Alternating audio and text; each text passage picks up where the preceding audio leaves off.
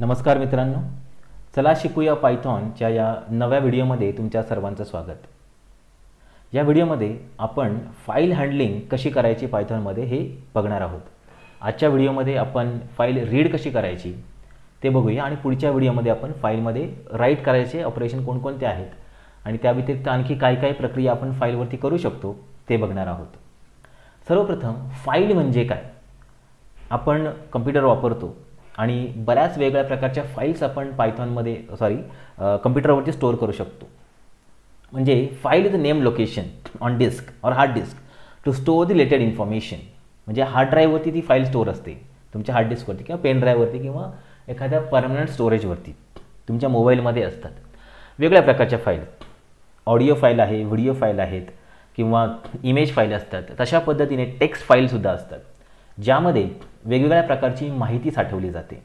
आता ही जी साठवलेली माहिती आहे, साठवलेला जो डेटा आहे, तो जर आपल्याला पायथॉन प्रोग्राममधून वापरायचा असेल तर आपण फाईल हँडलिंगचा वापर करतो. आत्तापर्यंत आपण जितके प्रोग्राम बघितले त्यामध्ये व्हॅरिएबल्सचा वापर केला होता. त्याच्यामध्ये काही प्रोसेसिंग, काही एक्सप्रेशनचा वापर करून आपण त्याच्यावरती ऑपरेशन परफॉर्म केले होते, बरोबर. पण प्रोग्राम ज्यावेळेस तो थांबला त्याच्यानंतर जो डेटा आहे त्या व्हॅरिएबलमधला तो डिलीट होऊन जातो. आता फाईल या माध्यमाद्वारे आपण जी माहिती किंवा तो डेटा वापरणार आहोत तो डेटा परमनंटली तुमच्या हार्ड ड्राईव्हवरती साठवलेला असेल. त्यामुळे फाईल हँडलिंग हे अशी मेथड आहे ज्याने हार्ड डिस्कवर परमनंटली साठवलेला डेटा तुम्ही वापरू शकता किंवा तो बदलू शकता. So when we want to read from file और write into the file we need to open it first. आणि ती ओपन केल्याच्या नंतर आपण त्याच्यावरती वेगळ्या प्रकारचे ऑपरेशन्स इथे परफॉर्म करू शकतो. तर पायथॉनमध्ये 3 सर्वसामान्य ऑपरेशन्स आहेत. ओपन दी फाईल, फाईल ओपन करा, रीड किंवा राईट करा, ऑपरेशन परफॉर्म करा आणि क्लोज करा फाईल. या व्यतिरिक्त सीक आणि टेल नावाचे आणखी 2 ऑपरेशन्स आहेत, तेही आपण पुढच्या व्हिडिओमध्ये बघणार आहोत. तर ओपनिंग अ फाईल, एक फाईल टेक्स्ट फाईल जी आपण आपल्या हार्ड डिस्कमध्ये स्टोअर केलेली आहे ती कशी ओपन करायची आणि तिच्यावरती ऑपरेशन कसे करायचे हे आपण ओपन फंक्शनद्वारे बघणार आहोत. सो पायथॉनमध्ये ओपन नावाचं फंक्शन आहे. इथे एक्झाम्पल दाखवले बघा. ओपन, त्याला पॅरामीटर पास करायचे फाईलचं नाव. जनरली ही फाईल तुमची टेक्स्ट फॉर्मॅटमध्ये असणं गरजेचं आहे. तुम्ही ऑडिओ, व्हिडिओ फाईल वगैरे यातून ओपन करू शकत नाही. ओके, इथे फाईलचं नाव द्यायचे. पण ती फाईल तुमची करंट वर्किंग डिरेक्टरी, ज्या डिरेक्टरीमध्ये तुम्ही काम करताय त्यातच स्टोअर असणं गरजेचं आहे. जर नसेल तर तुम्हाला पूर्ण फाईलचा पाथ द्यावा लागतो तुमच्या ड्राईव्हच्या नावापासून, सी ड्राईव्ह समथिंग पुढे जे असेल ते, त्या पद्धतीने. ठीक आहे. ओपन, तर फाईल ओपन करण्यासाठी, उघडण्यासाठी ओपन फंक्शनचा वापर होतो. आता फाईल वेगळ्या प्रकारच्या मोडमध्ये ओपन करता येते. म्हणजे कसं, रीडमध्ये, रीडिंग तुम्हाला रीड करायचं असेल तर आर मोड आहे, रीडिंग मोड. त्या फाईलमध्ये राईट करायचं असेल तर डब्ल्यू मोड आहे, त्याला रायटिंग मोड म्हणतात. आणि त्याला फाईलला आधीचं कंटेंट साठवून त्याचं जर अपेंड करायचं असेल तर तो ए मोड आहे, त्याला अपेंड मोड म्हणतात. अपेंड मोड. फाईन. त्या व्यतिरिक्त फाईल तुमच्या टेक्स्ट मोडमध्ये ओपन करायची की बायनरी मोडमध्ये असंही तुम्हाला लिहिता येतं. पण बाय डिफॉल्ट प्रत्येक फाईल ही टेक्स्ट मोडमध्ये ओपन होत असते. बघा त्याचे मोड्स इथे या ठिकाणी तुम्ही बघू शकता. आर रीडिंग मोड आहे, डिफॉल्ट असतो. डब्ल्यू रायटिंग मोड आहे, तुम्हाला लिहावं लागेल तो. जेव्हा तुम्ही डब्ल्यू मोडमध्ये फाईल ओपन करता त्यावेळेस ती फाईल तिथे एक्झिस्टिंग असेल तर ती ओव्हरराईट होते. म्हणजे ती जर फाईल आधीपासून फाईल तुमच्या इथे असेल तर ती डिलीट होते, नवीन फाईल तयार होते, रिमेंबर. आणि जर एक्झिस्टिंग नसेल, आधी जर ती त्या ठिकाणी नसेल तर नवीन फाईल तयार होते. एक्स मोडमध्ये कसं, एक्स मोडमध्ये म्हणतं एक्सक्लुझिव्ह क्रिएशन, रायटिंगसाठीच ओपन होते. पण ती जर आधी फाईल तयार असेल तर तुमचं ऑपरेशन फेल होतं. ती फाईल यापूर्वी अस्तित्वात असायला नको, त्यासाठी तुम्हाला एक्स हा मोडचा वापर करायचा आहे. त्यानंतर ए मोड आहे. ए म्हणजे अपेंडिंग मोड. आधीचं कंटेंट तसंच राहतं आणि नवीन डेटा तुम्ही त्या फाईलला अपेंड करू शकता, जोडू शकता. तो आहे अपेंड मोड. आणि टी म्हणजे टेक्स्ट मोड. टेक्स्ट मोडमध्ये ओपन करण्यासाठी त्याची काही गरज नसते, तो डिफॉल्ट आहे. बी बायनरी मोड आहे आणि जर तुम्ही प्लस वापरला तर प्लस रीडिंग आणि रायटिंग ह्या दोन्हींसाठी तुम्हाला वापरता येऊ शकेल. तर बघूया फाईल मोड नक्की कशा पद्धतीने आपण इथे यूज करू शकतो. आपला मी आयडल ओपन केलेला आहे आणि इथे एक नवीन फाईल तयार करतोय, न्यू फाईल. ठीक आहे. इथे एक नवीन फाईल तयार करतोय. ती फाईल एक साधी टेक्स्ट फाईल असेल, म्हणजे जसं hello friends how R you, okay, आणि वेलकम टू पुणे असं मी याच्यामध्ये टाईप केलं आहे. मी या फाईलला सेव्ह करतोय. कंट्रोल-S केलं आणि माझ्या करंट वर्किंग डिरेक्टरीमध्येच तुमची जी असेल त्या वर्किंग डिरेक्टरीमध्ये मी त्याला स्टोअर करू शकतो. जसं आहे data.txt या नावाने. इथे फाईलचा टाईप पायथॉन ठेवलेलं नाही आहे, मी TXT फाईल घेतो आहे. लक्षात घ्या, डेटा नाव दिले, फाईल आहे TXT. सेव्ह. ठीक आहे, इथे नाव दिसेल तुम्हाला वरती data.txt या नावाने ही फाईल मी सेव्ह केलेली आहे. ठीक आहे, सेव्ह केली. याच्यामध्ये 3 लाईन दिसत आहेत तुम्हाला. मी या फाईलला क्लोज करतो. तर माझ्या करंट वर्किंग डिरेक्टरीमध्ये मी data.txt नावाची फाईल इथे स्टोअर केलेली आहे. आता मला ही फाईल जेव्हा ओपन करायची असेल त्यावेळेस मी त्याचा ओपन या फंक्शनचा वापर करेल. जसं मी टर्मिनलवरती जातो. आता टर्मिनलवरती आलो इथे आणि या ठिकाणी मी ती फाईल ओपन करेल. समजा f ओपन, फाईलचं नाव आहे data.txt. जर तुमची फाईल तुमच्या करंट वर्किंग डिरेक्टरीमध्ये जर स्टोअर केलेली नसेल तर तुम्हाला पूर्ण पाथ द्यावा लागेल. उदाहरणार्थ जर सी ड्राईव्हमध्ये असेल तुमच्या सी ड्राईव्ह स्लॅश जे काय आहे तुमचं डॉक्युमेंट्स स्लॅश असं नाव पूर्ण पाथ द्यावं लागेल डबल स्लॅशने. हे लक्षात ठेवा.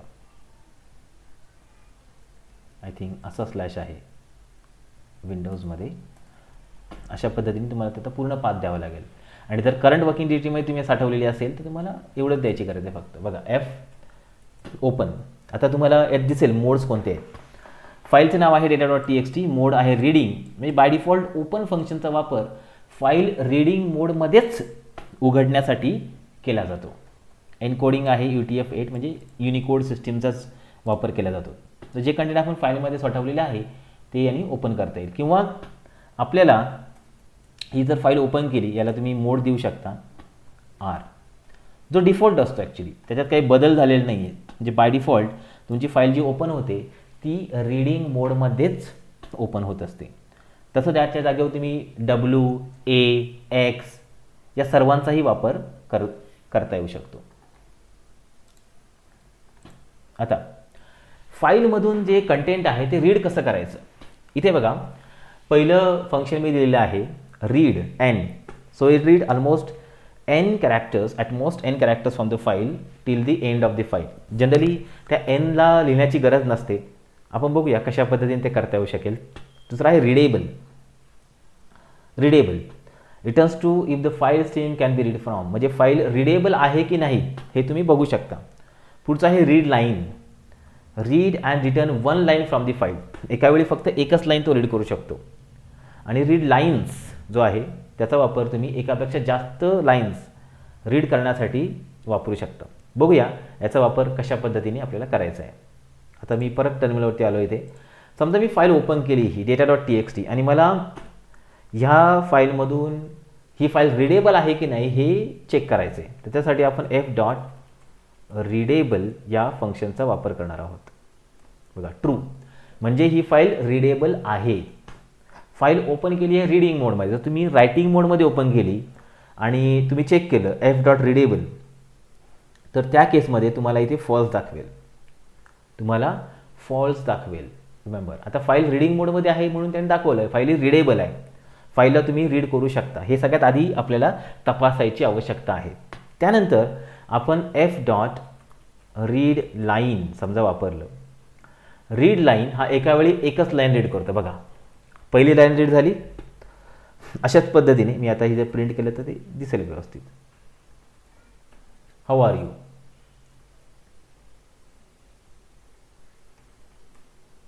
चालेल. आता पुढची लाईन वेलकम टू पुणे. पुढची लाईन संपले. हॅलो फ्रेंड झालं, हाऊ आर यू झालं, वेलकम टू पुणे संपलं. म्हणजे एक लाईन रीड झाली की तो पुढच्या लाईनला कंट्रोल जातो. मग पुढची पुढची पुढची एक एक एक एक लाईन पुढे पुढे तो रीड करत जाणार आहे. तर अशा पद्धतीने आपण रीड लाईन फंक्शनचा वापर करून ही लाईन रीड करू शकतो. आता इथून पुढे तुम्ही रीड नाही करू शकत. करायचं असेल तर तुम्हाला जो फाईलचा कंट्रोल आहे तो पहिल्या कॅरेक्टरला मूव्ह करावा लागेल किंवा फाईल परत एकदा रीड मोडमध्ये ओपन करावे लागेल. तर झाली बघा ओपन. हे पहिलं फंक्शन झालं रीड लाईनचं. त्यावेळी तो एकच लाईन इथे रीड करू शकतो किंवा तुम्ही फॉर लूपचा वापर करून देखील ह्या लाईनचा म्हणजे याला पूर्ण रीड करू शकता. म्हणजे मला समजा 3 लाईन रीड करायचे तर मी काय करेल, for example for x in range 3, ठीक आहे, 3 वेळा एक्झिक्यूट होते, print F dot read line. झालं बघा, 3 लाईन रीड करायच्या आहेत. पहिली लाईन, दुसरी लाईन, तिसरी लाईन रीड झाल्या. बरोबर, अशा पद्धतीने. त्यानंतर जे दुसरं फंक्शन आहे ते आहे रीड लाईन्स. सर्वच्या सर्व लाईन एका लिस्ट फॉर्मॅटमध्ये तुम्हाला रीड करायच्या असतील त्यासाठी रीड लाईन्सचा वापर होतो. कसं होईल, एफ डॉट रीड लाईन्स. बघा, सर्व डेटा रीड झाला इथे आणि तो एका लिस्ट फॉर्मॅटमध्ये, लिस्ट ऑफ लाईन्स तयार झालेला आहे. लिस्ट ऑफ लाईन्स सर्व. बघा मी परत रीड करतो आणि हा जो रीड झालेला डेटा आहे तो मी इथे लाईन्स नावाच्या व्हॅरिएबलमध्ये इथे साठवणार आहे. बघा, lines is equal to F dot read lines. सर्व लाईन्स रीड होतील आणि त्या सर्व लाईन्स नावाच्या एका लिस्टमध्ये सेव्ह झाल्या, लिस्ट ऑफ लाईन्स. आणि मला इटरेट करायचं असेल तर मी त्याचा वापर करू शकतो. कसं, for line in lines print line. See, read lines, सर्वच्या सर्व डेटा एका लिस्ट ऑफ लाईन्समध्ये आपण रीड करून साठवू शकतो अशा पद्धतीने. आणि नंतर फॉर लूपचा वापर करून त्यांना स्क्रीनवरती प्रिंट देखील करू शकतो. बघा,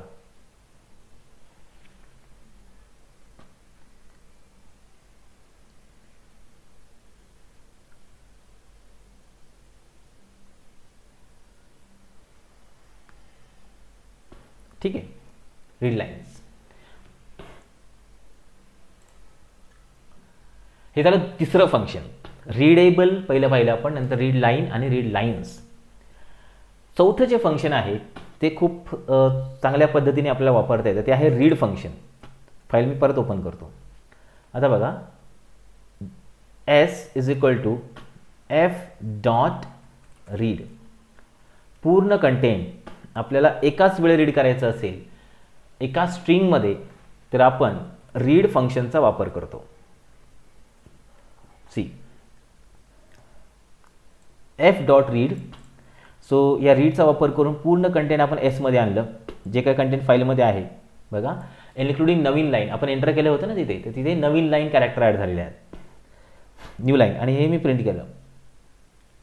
पूर्ण कंटेंट एकाच वेळेस आपण त्यातून रीड करू शकतो. हे आहे रीडचा उपयोग. किंवा आपल्याला रीडला आणखी एक फॅसिलिटी दिलेली आहे की आपल्याला स्पेसिफिक तेवढेच वर्ड्स रीड करायचे.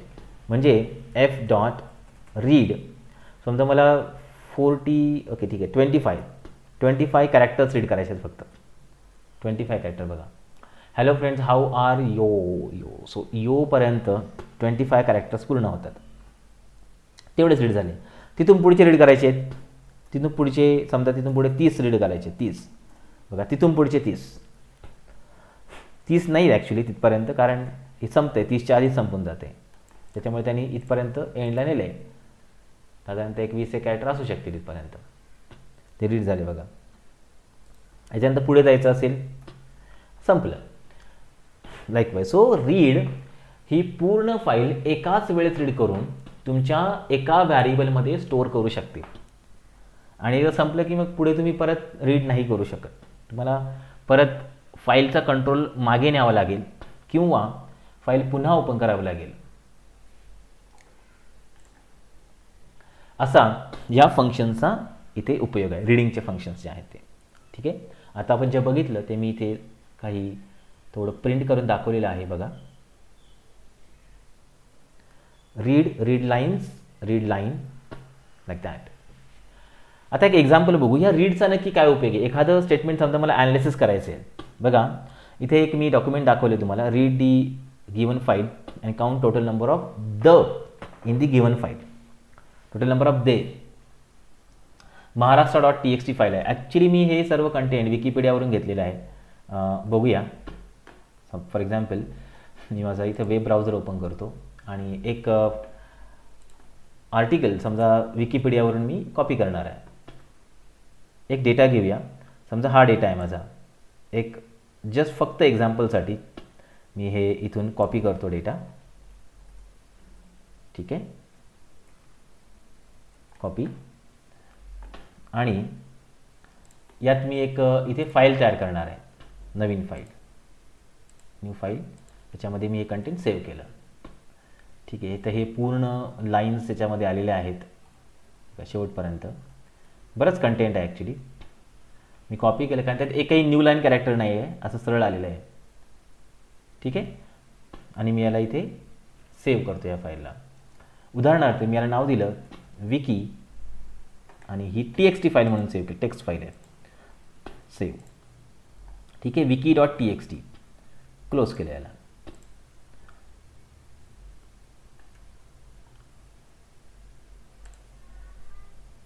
ठीक आहे.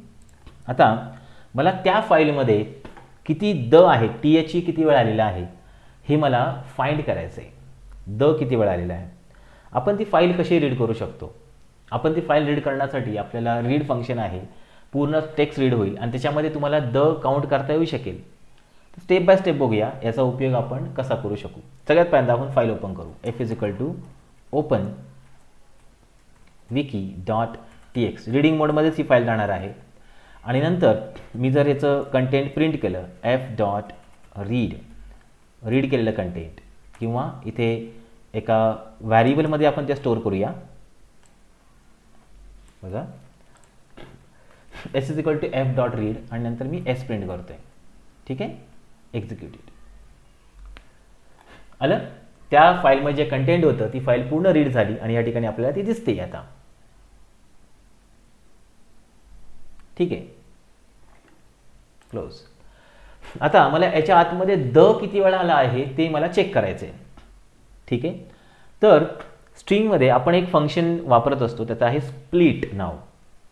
स्प्लिटचा उपयोग कशासाठी केला जातो की स्ट्रिंगला लिस्ट ऑफ वर्ड्सच्या लिस्टमध्ये कन्वर्ट करण्यासाठी वापरला जातो. म्हणजे समजा मी वर्ड्स लिहिले इथे s.split आणि हे वर्ड्स प्रिंट करतो. आता मी बघा डेटा रीड झाला. s.split केलं वर्ड्समध्ये आणि मी वर्ड्स प्रिंट करतोय. आता जेवढे काय त्याच्यात वर्ड्स आहेत बघा सर्व सेपरेट झाले. सर्व सेपरेट. बघा लिस्ट ऑफ वर्ड्समध्ये सेपरेट झालेले आहेत. ठीक आहे. खूप सोपं आहे. झालं. आता याच्यामध्ये मी लिस्टचं एक फंक्शन आहे काउंट नावाचं. आपण हे पाहिलं होतं लिस्टमध्ये. त्याचा वापर करून आपण द किती वेळा आला आहे हे शोधू शकतो. जसं काउंट words डॉट काउंट. काय काउंट करायचं आहे द. TH स्ट्रिंग आहे त्यामुळे मी त्याला कोटमध्ये लिहिलेलं आहे इथे. Count words dot count the. आणि आता मी काउंट प्रिंट करतो. Total the. करेक्ट.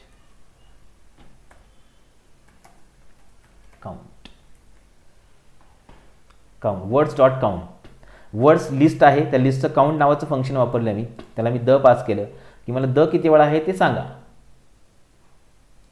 शोधून देईल तर तुम्हाला बघा किती वेळा आलं आहे. 9 वेळा आहे. पण इथे आणखी एक महत्त्वाची त्याने काउंट केलं द. आपण स्प्लिट केल्यानंतर काउंट केलं तर आपल्याला कोणतं फंक्शन कुठं वापरायचं आहे हे सर्वात आधी प्रॅक्टिसनी माहीत असणं गरजेचं आहे. आता बघा इथे काउंट द केलेला आहे पण हा द जो दिसतोय आपल्याला हा कॅपिटलमध्ये सुद्धा आहे. ती कॅपिटल सुद्धा आहे. तर दोन्ही आपण इथे काउंट करूया. प्लस काउंट प्लस कॅपिटलमध्ये असणारा द असंही करू शकतो. बघा words dot count the words dot count the. Yes. And नाव सी कॅपिटल आणि स्मॉल दोन्ही मिळून एकूण 12 वेळा द याच्यामध्ये आलेला आहे त्या स्टेटमेंटमध्ये. बरोबर.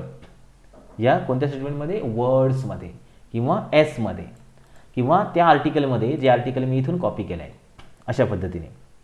म्हणजे ती फाईल माझ्याकडे सेव्ह होती, मी ती फाईल ओपन केली, त्यातलं कंटेंट रीड केलं, त्याला सेपरेट केलं, त्याला काउंट केलं, नंतर त्याला मी त्या स्क्रीनवरती प्रिंट केलेला आहे. अशा पद्धतीने म्हणजे हे असा एक साधा उपयोग आपण या लिस्टचा किंवा रीडिंग ऑफ द फाईलचा करू शकतो. इथे हे एक्झाम्पल दाखवले बघा, स्प्लिट केलं, काउंट केलं. पण तिथे मी कॅपिटलमधलं सुद्धा घेतलेलं आहे, that we can consider there. Now some problem statement. याच्यातलं जे पहिलं प्रॉब्लेम स्टेटमेंट आहे ते मी तुम्हाला इथे सॉल्व्ह करून दाखवतो. Given the 3 text files, count total number of numerical element from this file. Total number of numerical element from this file. Total of all numerical elements from the file. File 1, file 2, file 3. आता समजा ही जी पहिली file आहे ती आपण या ठिकाणी घेतली. त्याच्यात टोटल एलिमेंट किती आहेत हे आपल्याला काउंट करायचं आहे. म्हणजे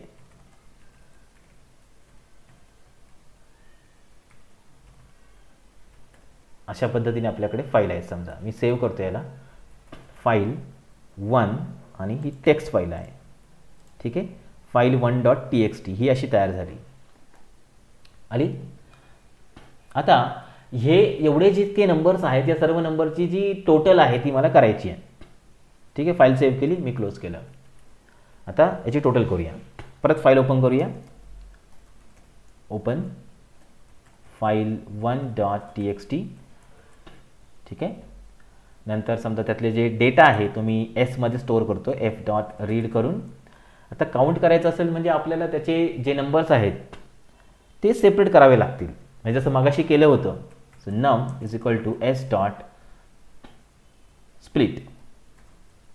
बघा, आणि मी आता समजा हे नंबर इथे खाली प्रिंट केले. बघा, झाले सर्व नंबर सेपरेट. ती फाईल रीड झाली. त्या रीड झालेल्या टेक्स्टमधले सर्व नंबर मी सेपरेट केले. मग सगळ्यात महत्त्वाची गोष्ट इथे अशी की हे नंबर स्ट्रिंगमध्ये आहेत. बघा, स्ट्रिंगमध्ये आहेत, बरोबर आहे. जर नंबर स्ट्रिंगमध्ये असतील तर त्याची अटॅचमेंट होऊ शकते, म्हणजे ते जॉईन कॉन्कॅटिनेट होऊ शकतात, त्यांची ॲडिशन नाही होऊ शकत. मग त्या केसमध्ये आपल्याला टाईप कास्टिंगचा वापर करावा लागेल. समजा मी टोटल नावाचं एक व्हेरिएबल घेतो इथे आणि फॉर लूपला इटरेशन करतो. फॉर एन इन नम मधला एक एक नंबर येईल आणि ॲडिशन करेल. कसं करणार? Total is equal to total plus काय, इंटेजर ऑफ एन. बघा, ही जी लिस्ट आलेली आहे माझ्याकडे, स्ट्रिंग्सची लिस्ट आलेली आहे, त्यातून एक एक नंबर मी एनमध्ये घेईल आणि तो इंटेजरमध्ये कन्वर्ट करून टोटलमध्ये ॲड केलेला आहे. तो टोटल पहिला ॲड, दुसरा, तिसरा, चौथा, पाचवा, सहावा, सगळे नंबर इंटेजरमध्ये कन्वर्ट करून मी इथे आणलेले आहेत. बघा, आणि मग फॉर लूप संपला की मी टोटल प्रिंट करेन त्याची. कसं असेल बघा, किती टोटल आहे? 432. 432, बरोबर, दॅट्स इट. अशा पद्धतीने म्हणजे ऑपरेशन आपण इझिली करू शकतो, परंतु तुम्हाला ते समजलं पाहिजे की कशा पद्धतीने त्याचा वापर करायचा. आता ज्या बाकीच्या ज्या 2 फाईल दिलेल्या आहेत ना इथे, समजा हे इथे रँडम नंबर आहेत. बघा, याच्यामध्ये मी जर ती फाईल ओपन केली इथे, फाईल 1.txt, तर त्यात कसं आहे, इथे एक नंबर आहे, इथे एक नंबर आहे, इथे एक नंबर आहे, किंवा असे नंबर्स आलेले. ठीक आहे, पण फाईल अशी जरी असली तरीही तिच्यावरती काही फरक पडणार नाही आहे. बघा, परत रन केला मी, आता 760 झालं, कारण त्याच्यामध्ये ते नंबर आलेत, त्यांनी बरोबर स्प्लिट केले सर्व नंबर आणि सगळ्यांचे नंबर फॉर्मॅटमध्ये कन्वर्ट करून आपल्याला रिझल्ट आलेले आहेत. बरोबर, म्हणजे फाईल पहिली अशी असो किंवा अशी असो, प्रोग्रामला काही फरक पडत नाही. आपल्याला असं वाटतं की हे थोडं अवघड आहे, याच्यापेक्षा हे अवघड आहे, याच्यापेक्षा काहीच फरक पडत नाही, नंबर तसेच आहेत. हे थोडंसं विचारात घेण्यासारखं आहे. बघा, याच्यामध्ये मध्ये मध्ये स्ट्रिंग्स आहेत इथे इथे. तर ती जी फाईल आहे आपल्याकडे आता, फाईल 1.txt, समजा त्याच्यामध्ये असे स्ट्रिंग्स आहेत मध्ये मध्ये असं.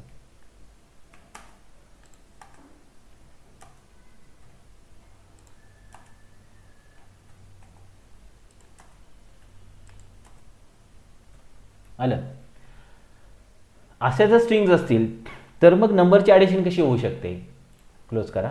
आता मी रन करून बघतो, आला एरर. कुठे एरर आलेला आहे, या ठिकाणी इंटेजरमध्ये कन्वर्ट केला आहे तो नंबर आणि मग आपण त्याला इथे ॲडिशन करतोय, बरोबर. म्हणजे आता मी जर ती नंबरची लिस्ट इथे प्रिंट केली, समजा बघा नंबरची लिस्ट प्रिंट करतो, आपल्याला दिसेल बघा हे असे नंबर्स आलेले आहेत सर्व. मग याच्यामध्ये सर्व व्हॅल्यूज ह्या नंबर नाही आहेत, ह्या स्ट्रिंग्स आहेत काही मध्ये मध्ये. इथे स्ट्रिंग आहे, इथे स्ट्रिंग आहे, इथे स्ट्रिंग आहे, मध्ये मध्ये व्हॅल्यू स्ट्रिंग आहे, इथे स्ट्रिंग आलेली आहे. मग आपल्याकडे स्ट्रिंगमध्ये एक फंक्शन आहे ज्याने आपण हे तपासू शकतो की त्याच्यामध्ये त्या स्ट्रिंगमध्ये डिजिट आहेत का फक्त. त्या फंक्शनचं नाव आहे is digit. So if n dot is digit म्हणजे जर एन डिजिट असेल तरच त्यांची ॲडिशन करा, जर नसेल तर डोंट डू दी ॲडिशन. आता कोणत्या नंबरची ॲडिशन होईल ते आपल्याला समजेल. इथे एन डिजिट असेल तर एनला प्रिंट करा आणि मग ॲडिशन प्रिंट करा, प्रिंट एन आणि मग ॲडिशन करा. सिरियस कशा पद्धतीने केले बघू शकता तुम्ही. पहिला नंबर डिजिटमध्ये आहे असेल, इज डिजिट म्हणजे याच्यामध्ये जर डिजिट आहेत का, फक्त डिजिट आहेत का, फक्त कॉम्बिनेशन पण त्याला नाही चालणार आहे. तो नंबर प्रिंट करेल आणि त्याची ॲडिशन करेल आणि हे फोर लूप संपला की मग आपल्याला त्याची ॲडिशन या ठिकाणी येणार आहे. बघा 760 हे जे नंबर आहेत ना इथे प्रिंट केलेत आपण, यांची ॲडिशन आली आहे 760 सगळ्यात शेवटी. नाही अशा पद्धतीने म्हणजे फंक्शन्स भरपूर आहेत पायथॉनमध्ये, मेथड्स खूप चांगल्या पद्धतीने वापरता येतात, पण त्याचा कोणाचा उपयोग कुठे करायचा आहे हे आपल्याला इथे लक्षात आलं पाहिजे. आणखी एक स्टेटमेंट आहे, हे तुम्ही सॉल्व करा. Given the following file count average of marks find the name of the topper student. Average of marks find करायचे, त्याचे सगळ्यांचे ॲव्हरेज किती आहेत आणि टॉपरचं नाव काय आहे ते तुम्हाला फाइंड करायचे. That we can perform the operations. ठीक आहे. पुढचं स्टेटमेंट आहे, पुढचं ऑपरेशन दॅट आपण परफॉर्म करतो ते आहे closing a file. So when we are done with the operation to the file we need to properly close the file. Generally file जेव्हा तुम्ही रीडिंग मोडमध्ये ओपन करताना त्यावेळेस ती क्लोज नाही केली तरी काही फरक पडत नाही, कारण आपण फाईलचं जे कंटेंट आहे ते बदलत नाही आहोत. फाईलचं कंटेंट कुठे बदललं जातं, जेव्हा फाईल रायटिंग मोडमध्ये ओपन होते किंवा अपेंडिंग मोडमध्ये ओपन होते त्यावेळेस फाईलचं कंटेंट हे बदललं जात असतं. त्यावेळेस फाईल क्लोज करणं गरजेचं आहे. तर फाईल क्लोज करायची असेल तर आपण डायरेक्टली एफ जी ऑपरेटर आहे, जो व्हॅरिएबल आहे, डॉट क्लोज केलं की फाईल बंद होते. म्हणजे फाईलमध्ये जे कंटेंट आपण बदललेलं आहे ते सेव्ह होतं, नाहीतर त्याशिवाय फाईल सेव्ह होत नाही, हे लक्षात ठेवा. त्यासाठी क्लोज फंक्शनचा वापर करायचा. याचा वापर आपण परत करणारच आहोत रायटिंग मोड, त्या ठिकाणी आपण ते बघूया. And one last statement with. पायथॉनमध्ये येणारा आणखी एक block with statement ensure that the file is closed when the block inside with is exited. आपल्याला ह्या विथचा वापर करायचा असेल तर त्याला क्लोज करायची गरज नाही आहे. विथ जनरली फाईल ओपन करण्यासाठी, कशासाठी सुद्धा म्हणजे रीडिंग आणि रायटिंग दोन्हीसाठी सुद्धा आपण त्याला वापर करू शकतो. त्याला बाय डिफॉल्ट क्लोज फंक्शन दिलेलंच आहे. बघूया विथचा वापर कसा करायचा आहे. तर दोनच लाईनमध्ये आपण फाईल एड करू शकतो. With open data.txt as f colon data.txt as f. ठीक आहे. आणि then we will proceed further to perform operation print f.read. so let's print f.read. ज्यावेळेस विथचा वापर केला जातो, विथ ब्लॉकचा, त्यावेळेस फाईलला तुम्हाला एक्सप्लिसिटली क्लोज करायची गरज नाही. ऑटोमॅटिकली इम्प्लिसिटली फाईल क्लोज होऊ शकते. ठीक आहे. बघा विथ ओपन, फाईल ओपन केली आणि रीड फंक्शनचा वापर केला, print edit. You can see the file content now. बघा फाईल ओपन झाली, कंटेंट रीड झालं, प्रिंट झालं आणि फाईल क्लोज सुद्धा झाली. तर सर्वसामान्यपणे ज्यावेळेस आपण राईटचा वापर करतो त्यावेळेस तुम्हाला फाईल क्लोज करणं कंपल्सरी असतं, त्याशिवाय कंटेंट फाईलमध्ये सेव्ह होऊ शकत नाही. अशा पद्धतीने फाईल विथ या कीवर्डने, विथ हा कीवर्ड आहे लक्षात ठेवा, आणि हे ब्लॉक आहे, इंडेंटेड ब्लॉक आहे, ज्याचा वापर करून तुम्ही फाईल रिलेटेड ऑपरेशन्स परफॉर्म करू शकता. पुढच्या व्हिडिओमध्ये आपण याचे उरलेले ऑपरेशन जे आहेत, writing, appending, exclusive creation, seeking आणि टेलिंग, हे बघणार आहोत. तोपर्यंत याची प्रॅक्टिस करा. धन्यवाद.